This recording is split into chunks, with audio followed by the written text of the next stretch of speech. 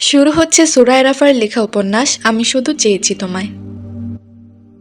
কক্সবাজার, বাংলাদেশ। চকচকে কালো ক্রিস্টাল দ্বারা তৈরিকৃত সুবিস্তৃত ব্ল্যাক হোলের প্রতিটি কোণে কোণে ভর করেছে নৈশব্দ। গোলকধাঁধার মতো কালো রিসোর্টটির বাহ্যিক দেয়ালগুলো বেষ্টন করে দাঁড়িয়ে রয়েছে ডেমন নিফ নামধারী একদল বিশেষ ধরনের রাশিয়ান সুরক্ষাকর্মী। মাফিয়া বসের সর্বোচ্চ সুরক্ষায় আপামর তৎপর তারা। প্রতিটি মানবের দানবীয় শরীর জুড়ে বিভৎস রং বেরঙের ট্যাটুর আস্তরণ। শরীরাবৃত কালো পোশাকের অস্তিনে চিকচিক করছে স্বর্ণাভ সিলমোহর, যার উপর ইংরেজি গুটি গুটি অক্ষরে লেখা ডেমন নাইফড। মূলত মাফিয়া সাম্রাজ্যের প্রতিকূল সময়ে দায়িত্বে নিয়োজিত করা হয় এই বিশেষ ধরনের গার্ডসদের। তারা এতটাই শক্তিশালী এবং সুদক্ষ যে অক্ষিপুটের প্রতিটি পলকে নিজেদের অবস্থান এবং অভিব্যক্তি একযোগে বদলাতে সক্ষম। দৃষ্টি অম্বর, এতটাই সূক্ষ্ম যে এক দর্শনে শত্রুর অভ্যন্তরে উদ্ভাসিত পদক্ষেপগুলো জাদুকরী ইন্দ্রজালের ন্যায় গ্রাস করে ফেলে অকপটে। সূর্যালোক মিয়ে এসেছে। চকচকে লালাপ দুটি এখনো ক্ষয়িষ্ণু আধারের হাত ধরেছে, যেন যেতে হবে দূর, বহু দূর। ব্ল্যাক হোলের সামনে বিস্তৃত জলরাশির তরঙ্গোচ্ছ্বাস, উত্থাল পাথাল ঢেউয়ে নাজেহাল তটদেশ। প্রকৃতি জুড়ে সন্ধ্যা নামার উত্তাল সমুদ্রের ভয়ের গর্জনের সাথে সাথে নীল অন্তরিক্ষ থেকে উড়ে উড়ে ফিরেছে শঙ্খচিলের ঝাঁক। এরই মাঝে এক ফেরারি পাখি গতিপথ হারিয়ে অকস্মাৎ প্রবেশ করে ব্ল্যাক হোলের দিগন্ত সীমায়। তার ছোট্ট চঞ্চু থেকে নির্গত কিচিরমিচির ডাক এক মুহূর্তে কর্ণসচল করে তোলে ডেমন নাইফদের। সচকিত হয়ে ওঠে তারা, ভাবতে সময় নষ্ট করে না এক ন্যানো সেকেন্ডও। তার আগে স্নাইপার তাক করে সুবিস্তীর্ণ দিগন্ত পানে। যেই পথ ধরে মুক্ত বিহঙ্গটি উড়ে যাচ্ছিল ঠিক সেই বরাবর। অতপর গগন কাঁপিয়ে নিক্ষিপ্ত হয় ধাতব বুলেট। চোখের সামনে ধরাশায়ী হয়ে বাতাসের বেগে জমিতে মুখ থুবড়ে পড়ে নিষ্পাপ শঙ্খচিলের নিথর দেহাবশেষ। যেন মাফিয়া টেরিটরির সুবিস্তীর্ণ ওই দিগন্তটাই তার জীবনের তরে কাল। তবে এই মুহূর্তে ব্ল্যাক হোলের বাইরের দৃশ্যপট যতটা থমথমে আর কলুষিত, অভ্যন্তরের রূপরেখা তার চাইতেও বহুগুণ বিভীষিকাময়। কারণ প্যারাডাইস মাস্টারমাইন্ড তুষার ফিরে এসেছে। গত কিছুদিন যাবৎ বেশ কয়েকবার আক্রমণ হয়েছে এরিসের উপর। এরিসের উপর বললে ভুল হবে, যতবারই মাফিয়া বস তার সাকুরার সান্নিধ্যে গিয়েছে ততবারই কোনো না কোনো অতর্কিত হামলায় পণ্ড হয়েছে তাদের সুন্দর সাবলীল মুহূর্তগুলো। যেন কেউ বারবার চোখে আঙুল দিয়ে এরিসকে জানান দিচ্ছে, এই অধ্যায় তোর জন্য নয়, পবিত্রের সংস্পর্শে অচিরেই ধ্বংস হবি তুই। অসাবধানতায় আটকে যাবে আগন্তুকের ইন্দ্রজালে। এরিস পিছপা হতে জানে না, হেরে যাওয়া তার অস্তিত্বে নেই। বরং গর্ত থেকে গোকরা বের করে সেই গোকরার সর্পিল বিষ দাঁত ভাঙার পৈশাচিক উল্লাসে আত্মতৃপ্তির অভিলাষ ঘটায় ব্লাডিবিস্ট রিস্কা। সেদিন ক্যাফেতে হওয়া অতর্কিত হামলার বিপত্তি ঘটেছিল অপ্রার্থিব এক প্রেমানুভূতির। সাকুরার প্রতিটি ক্রন্দিত বাক্য ইস্পাত কঠিন ষষ্ঠ বক্ষের সংস্পর্শে গলানো মোমের ন্যায় আষ্টে পৃষ্ঠে লেপ্টে থাকা বর্ষণসিক্ত তুলতুলে কোমল নারীর দেহের প্রতিটি সূক্ষ্মবাজ, বাঁকানো ধনুকের ন্যায় শারীরিক উপত্যকা, ভ্যানিলার মিশেলে মেয়েলি এক সুগ্রাণ, সবকিছু এখনো অন্তর্গহীনে কাঁপন ধরায় মাফিয়া বসের। এত বিপত্তি, এত বিঘ্নতার মাঝেও কয়েক সেকেন্ডের সেই নিগুড় সংস্পর্শ যেন ঝড় বইয়ে দেয় সমগ্র কলুষিত অস্তিত্বে। যে দুর্বার অনুভূতির সমারোহ অগ্রাহ্য করার শক্তি স্বয়ং মাফিয়া বসেরও নেই। ব্ল্যাক হোলের বাইরের দিকের গোলকধাঁধা যেন ভেতরের তুলনায় নিতান্তই সামান্য। ক্রিস্টাল খচিত কুচকুচে কালো দুর্গের অভ্যন্তরে রয়েছে সুবিশাল আন্ডারগ্রাউন্ড। ভূগর্ভস্থ সেই আন্ডারগ্রাউন্ডের ছোট্ট এক সেলের ভেতর থেকে ক্ষণে ক্ষণে বেরিয়ে আসছে গগন কাঁপানো ভয়াবহ আর্তনাদ। দুর্ভাগ্যবশত ইন্দ্রজালের ন্যায় বিস্তৃত এই আন্ডারগ্রাউন্ড ভেদ করে সেই আর্তনাদ ফার্স্ট ফ্লোর অবধি পৌঁছেছে কিনা সেই হদিশ অনুমান করা দুঃসাধ্য। অবশ্য অনুমান করার মতো কোনোরূপ তৎপরতাও নেই রোবটের নির্জীব গার্ডসগুলোর মাঝে। জীর্ণশীর্ণ সেল, চারিদিকে তমসার ঘনঘটা। পুরো সেলটাকে ঘিরে রেখেছে একাধিক সশস্ত্র মাফিয়া গার্ডস। মাথার ওপর টিমটিমে রক্তিম আলোর দুটি ছড়াচ্ছে বৈদ্যুতিক একটা কাচের বাল্ব। তার ঠিক নিচে কাঠের একটা চেয়ারের সঙ্গে আড়াআড়িভাবে বেঁধে রাখা হয়েছে জলদস্যু দলের প্রধান রিচার্ডকে।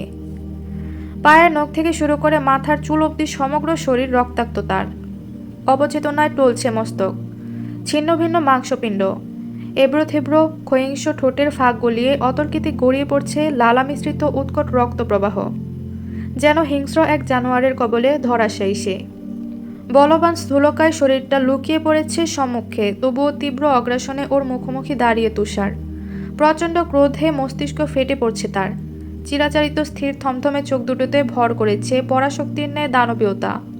হাতের মুষ্টিটা ধীরগতিতে শক্ত করতে করতে দাঁতে দাঁত পিষল তুষার। বীভৎস এক হুঙ্কার ছেড়ে বলল, মানুষের মস্তিষ্ক পড়ার ক্ষমতা রাখে তুষার। যতবার মিথ্যা বলবি ততবার ধরে ফেলবো। মারবো না, বাঁচিয়ে রেখে নৃশংসতার অনলে জীবন্ত জ্বলাবো তোকে। শারীরিক যন্ত্রণায় অবচেতন হওয়ার উপক্রম, মুখের আকৃতি পাল্টে গিয়েছে ইতিমধ্যে। তবুও মৃদু অস্পষ্ট আওয়াজ বের হলো ঠোঁটের ফাঁক থেকে।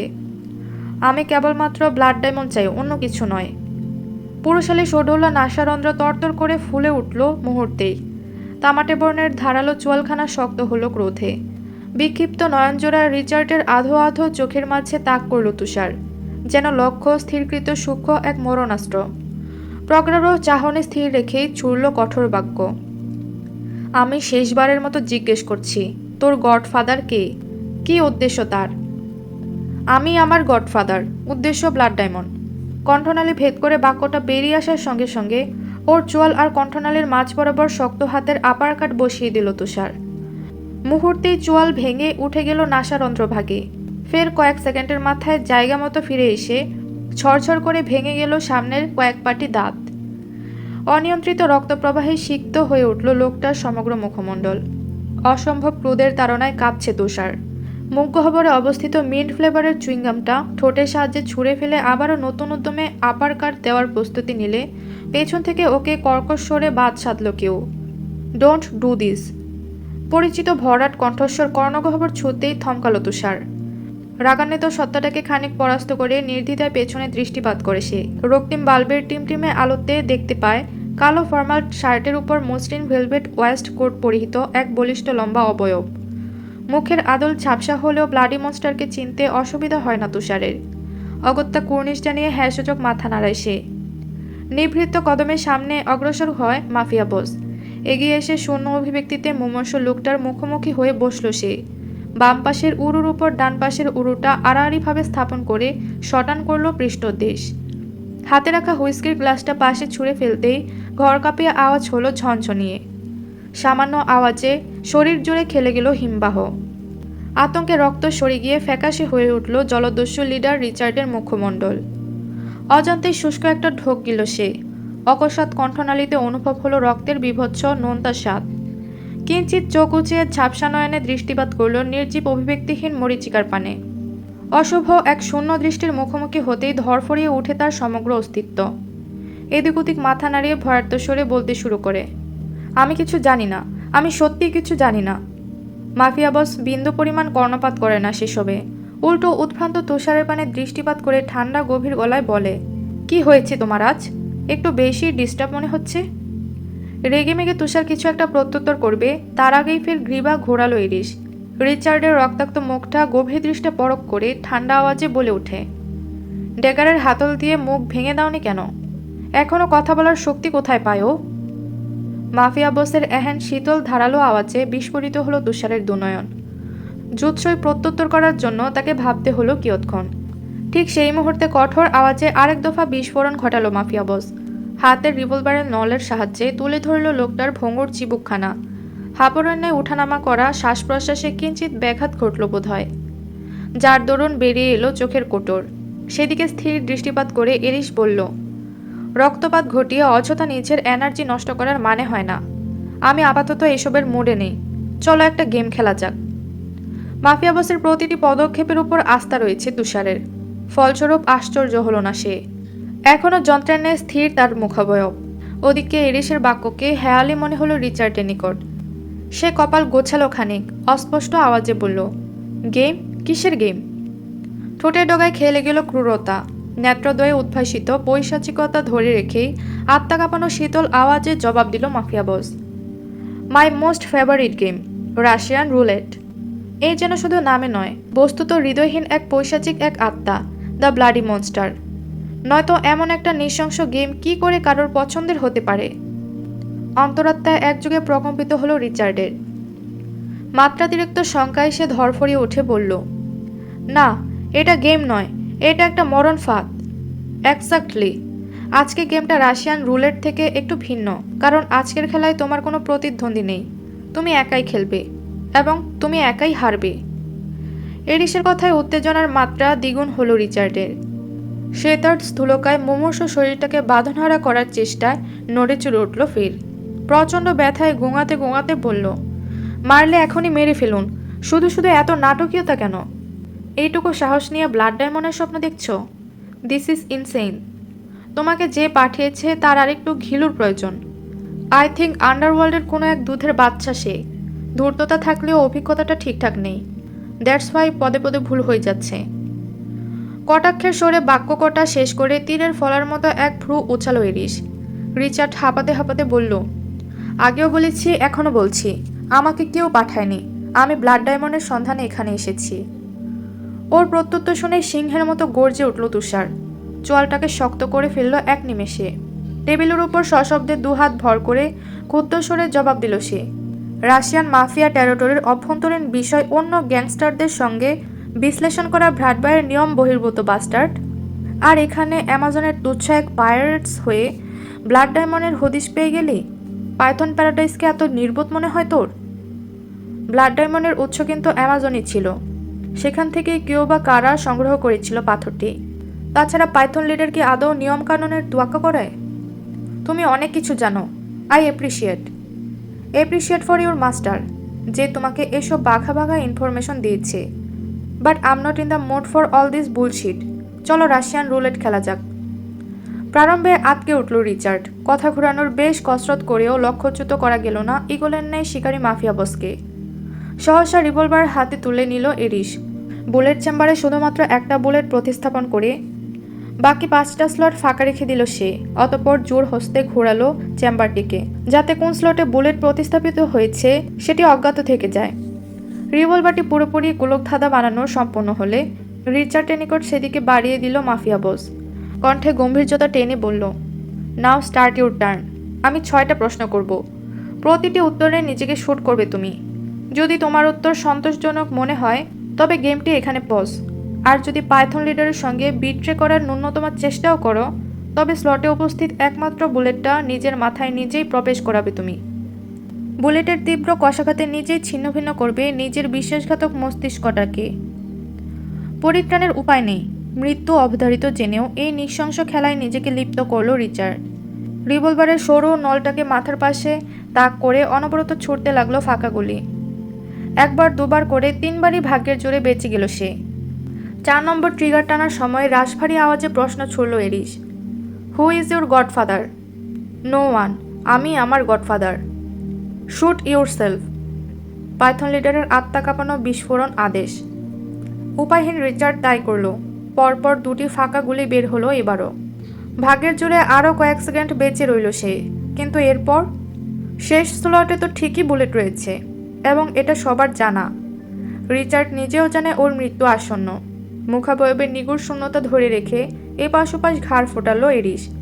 পরপরই ছুড়ল প্রশ্নের বহর। পৃথিবীতে ঠিক কী ধরনের দুর্বলতা রয়েছে তোমার? আর সেই দুর্বলতার উৎস কী? এমন একটা তাৎপর্যপূর্ণ সময়ে এরিসের এহেন উদ্ভাসীন প্রশ্নে কপাল বেঁকে গেল তুষারের। বিরস মুখে উদ্ভব ঘটল ব্যতিগ্রস্ততার। মনে মনে ভাবল, কি বলছে এরিস এসব? এখানে দুর্বলতা আসলো কোথা থেকে? কিয়ৎক্ষণ অতিবাহিত হলো নিগুড় নৈশব্দে। বিভৎস অধর যুগল ঠকঠক করে কাঁপছে লোকটার। ক্ষতবিক্ষত মুখমণ্ডলে বিন্দু বিন্দু ঘামের অস্তিত্ব। জীবনের শেষ মুহূর্তের চরম স্বীকারোক্তি দানের ন্যায় এতক্ষণে মুখ খুলল সে। নদীর স্রোতের ন্যায় শান্ত স্বরে জবাব দিল, আমার দুর্বলতা একটাই, আমার গার্লফ্রেন্ড রিয়ানা, যাকে আমি সব কিছুর চেয়ে বেশি ভালোবাসি, বেশি প্যাম্পার করি। তাকে ভালোবেসে নিজের জীবন আত্মাহুতি দেওয়া আমার জন্য গর্বের। জানি না এরপর কি হবে, আমার এই মৃত্যুর খবর আদৌ তার নিকট পৌঁছাবে কিনা। তবে যদি কখনো সে জানতে পারে আমার এই বিশেষ আত্মহুতির কাহিনী, তাহলে নিশ্চয়ই সে আমাকে কাপুরুষের তালিকায় রাখবে না। এটা আমার বিশ্বাস। রিচার্ডের সেই স্বীকারোক্তিতে কয়েক মুহূর্তের জন্য থমকালো মাফিয়া বস। অন্য সময় হলে বোধহয় এসব ভালোবাসা দুর্বলতার কথা শুনলে পৈশাচিক হাসি বেরিয়ে আসতো বুক ফেটে। করুণার স্বরে বিদ্রুপ করে উঠত সমগ্র নিষিদ্ধ সত্তা। রূঢ়বাক্যের ঘাত প্রতিঘাতে ধরাশায়ী করে ফেলত বিপরীত পক্ষকে। কিন্তু আজ এই মুহূর্তে দাঁড়িয়ে তেমন কিছুই ঘটল না। উল্টো রিচার্ডের মুখ থেকে তার ভালোবাসা রিয়ানার সম্বন্ধে শোনা মাত্রই মনস্ফোটে ভেসে উঠল নাজুক নীলাম্বরীর তুলতুলে কোমল মুখশ্রীখানা। ভীষণ যাতনায় বোধ হয়ে এলো পাথর কঠিন হৃদযন্ত্র। অনুভূতির প্রকোপে অস্তিত্ব জুড়ে জীবন্ত হলো সেই নিগুড় আলিঙ্গন। একটা তুলতুলে নমনীয় শরীরের প্রতিটি ভাঁজের সুস্পষ্টতা। সবকিছু ভুলে যেতে পারে ইরিশ, কিন্তু কয়েক সেকেন্ডের সেই সুমিষ্ট শারীরিক আলিঙ্গনটুকু এই জীবনে ভুলে যাওয়া অসম্ভব। নিস্তব্ধতা গ্রাস করলো চারিপাশ। রিচার্ড তার রিয়ানাকে ভাবতে ভাবতেই শেষ গুলিটা চালানোর প্রয়াসে রিভলভার তাক করলো নিজের মাথায়। জীবনের অন্তিম মুহূর্তে দাঁড়িয়ে নিজের ভালোবাসার কথা ভেবে চোখ থেকে বিসর্জন দিল এক ফোঁটা বিষাদ মাখা অশ্রুজ্জ্বল। অতঃপর যখন ট্রিগার টানবে, তার আগেই অন্য একটা রিভলভারের সাহায্যে ওর কপাল বরাবর শুট করে দিল মাফিয়া বস। অকস্মাৎ এই কাণ্ডে সচকিত হয়ে উঠল সকলে। রিচার্ডের নিথর দেহটা গতিহীন হয়ে লুটিয়ে পড়ল মেঝেতে। বারুদের ঝাঁঝালো গন্ধে শ্বাসরুদ্ধ চারিপাশ। টকটকে তাজা রক্তের স্রোত যেন নয়া বিভীষিকার আস্ফালন।